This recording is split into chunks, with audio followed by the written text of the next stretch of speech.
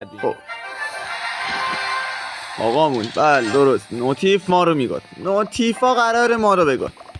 نه گاید آقا گاید یه دقیقه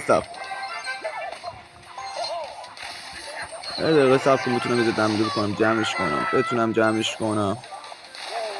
برو عقب نزن هرومی نزن اوسیش جمع نشد. گاید آقا تاور رو گاید نوتیف ما رو گاید خدایا. این برای حمله میکنیم این برم بتونم برای عکس دفاع بدم. فریز آماده باش بذاریم. فریز آماده باشه. فریز دیگه آماده باشه. فریز یه فریز. وای زپو زد گایدم. بزن بگا به باری کلا دولتو بخورم این فرما دولتو بخورم بده دهنم. این بر یه هوک میخواد بندازه تابه رو بندازه. ببینیم چی کار میتونیم بکنیم. مینی پیکا انداخته بسیدی تاور 395.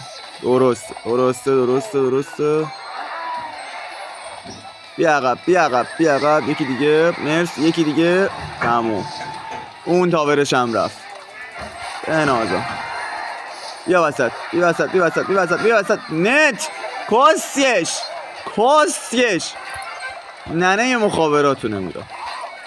جدیدن کراس دادم فقط رو ننه مخابراتو زنگ میزنم 118 آیدی ننه‌شو بگیرم. میخواد بچسبه به اون تاور میخواد بچسبه به این تاور من میدونم این تاور با بمبش میخواد بندازه بچسبه به این به تاور نچسبه به تاور چسبید گاید تاور رو گاید. اکسیرامو دارم ادر میدم. کاورش کن دراگونو. او دراگونو کاور کن جنده. فریز چرا انداختم اونجا. عالیه اصلا بازی رو چقدر من دوست دارم. یه دقیقه تحت فشاریم.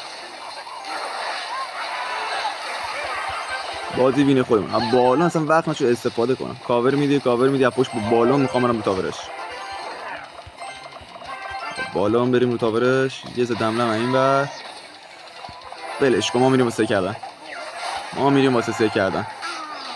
تمومه یه فری زمین بر بادا بینم بابا ندیدم در سطحم ندیدم.